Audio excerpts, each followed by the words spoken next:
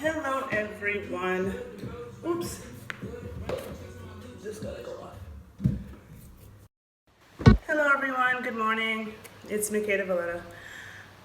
There's a couple of little videos I want to do today. This first one has to do with who I am and what I'm about, where the term the Renaissance Amazon comes from. And even though I've done little videos where I've spoken in pieces about these things, I feel like a lot of people don't get it. And it's funny how I'll get people posting comments in some of my dance videos talking about all black girls dancing like sluts and blah, blah, blah, blah. Or because a woman is showing her body.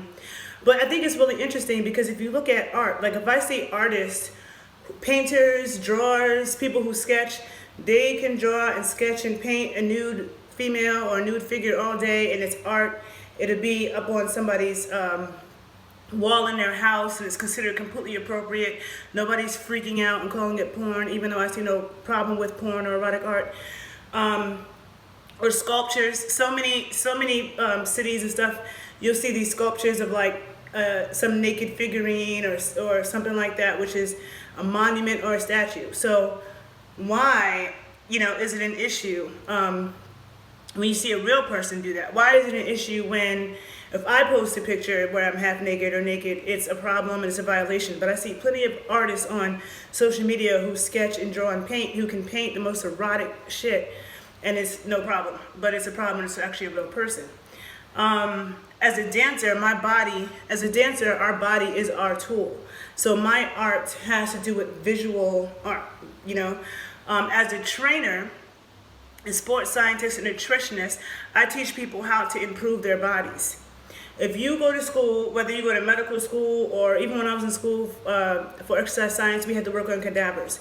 So you're working on dead people and you're looking at, in my studies, we were looking at like this person died bedridden, how the muscles atrophied and what happens if they were in bed, or if somebody's really obese, how all that subcutaneous fat looks on the inside. So now you're studying a dead body and all the things that went wrong. Well, we could also look at a living body and all the things that go right? But that's a problem. And so for me, like I have a video where I talked about, me being comfortable in my skin. But for me, I'm called the body scientist. I study the body. I study the highest levels of the body. And then as a dancer, dancers can't and should not hold shame in their body. Dancers wear skin tight things so that you can see all the lines and everything moving. That is the point of dance. And that's one of my issues. I'm a huge student of dances of the African diaspora. But when I study stuff from Haiti and from Cuba, they still wear a lot of the colonial outfits, like the skirts and the blouses and the headscarves, like it's slavery times. And I'm like, slavery has ended. We do not have to wear those colonial clothes anymore. We were told to cover up because we were indecent. It's the slave masters, the colonizers, who told Afro-Indigenous people, and actually people everywhere in the world, where it was hot, where people were walking around half naked or naked, they were telling us that it was indecent and beating that patriarchal religion into us, which is one of the many reasons why I'm not with patriarchal religion. And I'm so thankful I wasn't raised with that shit, so it didn't poison my brain, okay? Now, in order for us to get enough vitamin D from the sun, we need our skin exposed. There just should be no shame in the body. And a lot of people look awful naked, you know what I'm saying? Like me, I wouldn't be happy with myself, if I took off my clothes and my skin looked horrible and everything just looked a hot mess, because the condition of your body can tell you a lot about your health, So a lot of people like to hide behind clothes and they like to shame those of us who don't. But if you're hiding behind clothes, a lot of times it's either like, you may not be the healthiest person, you have insecurities, you believe in that brainwashed patriarchal shit. And for me, I am an embodiment of all that I study and teach, right? I do consider myself a certain type of feminist. There are different kinds of feminists, okay? I'm not an expert on that, but I do remember in college taking Intro to Feminist Theory, and I remember learning there were different kinds of feminists. You have radical feminists, liberal feminists, black feminists. I'm one of those feminists that believes I can wear whatever the fuck I want, okay? If I want to walk down the street butt-ass naked, I should be able to walk down the street butt-ass naked, and no man should, that gives no man the right to put his hands on me unless I've given him permission to. Too many patriarchal religions teach that it's a woman's fault. Oh, you shouldn't have been dressed like that. You shouldn't have been dressed like that. No, you shouldn't put your motherfucking hands on somebody if you didn't have permission. This society gives too many excuses for men to just be fucking assholes and violate, and that's not cool. And then a woman gets blamed. You know, and I always talk about this because in the United States, it's a little bit better than it is in a lot of parts of the world, but women really have no control. But anyhow, so everything I do, there's a reason behind it, right? You might see me doing dances where I'm shaking my ass and letting it bounce and jiggle, or I'm doing booty contractions, and people are just like, oh my God, that's too much. And there's times myself when I wondered, is this too much? Should I not be posting this? Or people will misunderstand me. But the thing about it, I just spent a semester taking my graduate level kinesiology class, which is a lot of research, a lot of writing, a lot of analyzing of research, and which I already do, but digging deeper, and I got an A in my class, by the way. But in the kinesiology class I just took was lower body kinesiology, and it's like the hips and the center, which is like my specialty. Like I study the whole body, but my specialty is our center, our sacral center, our hips, our core. There's so many issues with having a stagnant ass, you know what I'm saying? With just sitting down all the time, not strengthening the glutes. The glutes are the most important muscles in our body. They're the largest, most powerful muscles in our body. They are responsible for our posture. They're responsible for running fast, for running, walking, supporting your hips, like everything, right? And also, you want them to be strong, but you don't want them to be too tense and too tight neither. That's not good either. Then so much of our blood supply run through our hips and our glutes, and that's another problem with the ass shots and the ass implants is that a lot of people don't realize that a lot of people die from ass shots, and a lot of people have complications from all of those the Brazilian butt lift. People die from that too, because you're dealing with your sacred center. This is a very your root chakra, your root. It's a very sensitive area with a lot of things going on. So trying to inject things and do surgery, it's even worse doing that there than it is in your breast, okay?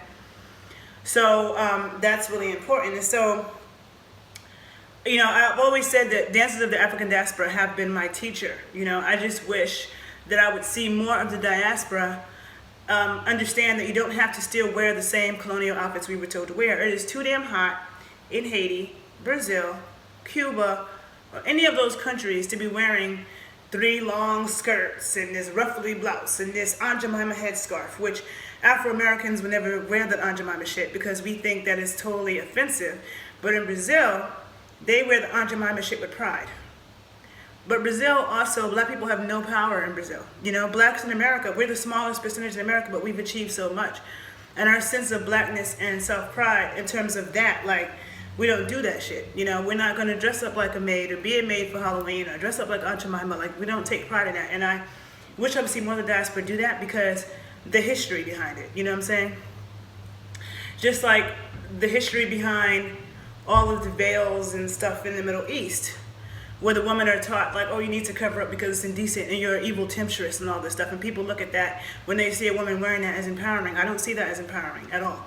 What I see as empowering is a woman who stands in her own power and is not covering herself up because a man says, or this patriarchal religion says that she's being indecent. No. So anyhow, yeah, I just felt like I needed to do this video to kind of explain those things because you will see me. I have my 2 YouTube pages, The Body Scientist 81, which is a little bit more nerdy because I do really study the body, right? And then the Renaissance Amazon, I get into some of the more sexuality stuff and my dance stuff, right? And there's a connection. If you pay attention to what I say and what I speak about and then what I do, you will see the connection, right? Having a mind-body control, having control of your body is so important. I watch so many videos of white trainers talking about how to get perfect glutes and all the different ways to get the perfect ass and blah, blah, blah, blah. And I feel like, you know, there's even things that they're missing. Because whether it's the glutes or whether it's the abs, you don't want them to be too tight. Like, yes, my abs are defined, but I don't feel like they're like rock hard. Like, you'll see some female bodybuilders where their abs are so chiseled, it makes me like sick because your stomach should not be like concrete as a woman. It should not be. You need some type of softness in here. It can't just be like rock hard concrete. That's not good, okay? And that's something that I've been studying for a while. So you want that firmness, but you don't want rock hard tightness. Same thing with your ass. firmness, not rock hard tightness with like no fat, no jiggle, just stuck in place. Like, who wants that? You know, like, I mean, I've never known any man that likes that. But the fat, it's important, you know, to have, especially for women in particular. Women are supposed to have more fat in their hips and in their booty than a man. Men don't. Women are supposed to be that way. You know, that's a sign of good health, actually. And so you don't want circling the hips and moving the energy, shaking it. Like, I know that when I let my booty bounce, when I have on like workout pants, it holds it in place, so it doesn't really bounce that much. Those workout pants are really good with holding things in. But when I'm doing it naked, or I have on a thong or something where my butt can move, it's like that. It actually feels like a massage, you know? It actually feels like a massage. Like, low-key, I don't talk about this, but like, I love booty massages in general. But one thing I discovered I loved in the past couple of years is if I'm like standing up and somebody comes behind me, like let's say I'm standing here and they're sitting behind me and there's like lifting my butt up and letting it fall, lifting up and letting it fall. So it's like kind of like that bouncing motion, and it feels so good and so relaxing to me. It's like meditation. It's like a massage. It's so freaking relaxing. And because we store so much tension there, and so many of us spend time sitting down so much. Like, when I sit down too much, I feel like my body's wasting away. And sitting down on your ass too much can make your ass not fire correctly.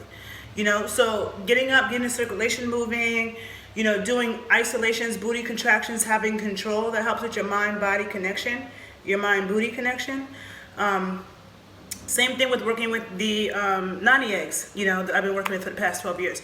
It forces me to tune in into my deep, deep, deep core and get control. And when you tune into something, the more you visualize something as you attempt to do it, the more your central nervous system grows nerves to those muscles that innervate those muscles. The more nerves that innervate a muscle, the more control you have over that muscle and the more feeling you have in that muscle. Okay? And then when you think about something also as you attempt to do it, so like you're thinking about contracting your booty and you are contracting your booty, it also increases the blood flow to that muscle, right? The circulation of blood. So all of that is really, really important. And we need to work everything in our body. And so when you see me dancing and shaking and gyrating, if you have a motherfucking problem, then don't look at it, right? Because something is wrong with you. Because I am not going to suppress my health for anybody's discomfort. And I feel like, why be ashamed of your body? This is what I was born in. This is what I nourish and take care of. Like, why am I ashamed? You know, my body belongs to me. My body is my business. Nobody can tell me what to do with my body, right? And I take caring for my body really, really seriously. I'm like super anal about what I eat, what goes on my skin, no regular lotion, no regular soap, no regular cleaning products, no regular food, okay? I take it very seriously because I think about the future and how I age. And this is what I embody, this is what I teach. There's so many people in the fitness industry who are trying to sell you supplements and protein powders and all this crap. I don't do that. I educate people.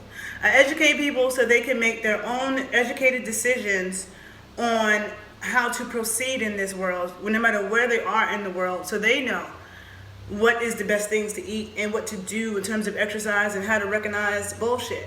You can't do that without an education. And the fitness industry, all these health industries are so confusing. So I don't feel like I owe anybody an explanation, but I did feel like, let me just make this video, which I'm going to post on my YouTube page, The Renaissance Amazon. And if you end up watching this on YouTube, follow me on Instagram at The Renaissance Amazon, _Renaissance_Amazon_81. Because I just get tired of, you know, it's like with social media, I think anybody who's famous, and I'm not famous, but like the people with millions of followers or any famous people, it's hard because you have all these ignorant comments all the time, and most of the time you ignore it. That's what I think childhood prepares you for. You get, you know, childhood bullying and teasing and like whatever. Most of the time I ignore it, but sometimes I'm like, let me give an explanation for the method behind my madness, because every single thing I do, I have a reason for, you know? I'm an embodiment. I like to be an embodiment of what I talk about. Some people talk about it, but they don't do it, you know? You gotta practice what you preach. Practice what you preach. So, I hope you all have a good day. I'm about to do a video on some nani eggs, because I've had some new women ask me some questions, so I'm about to do that. And I hope you all have a great day. Bye, thanks for listening.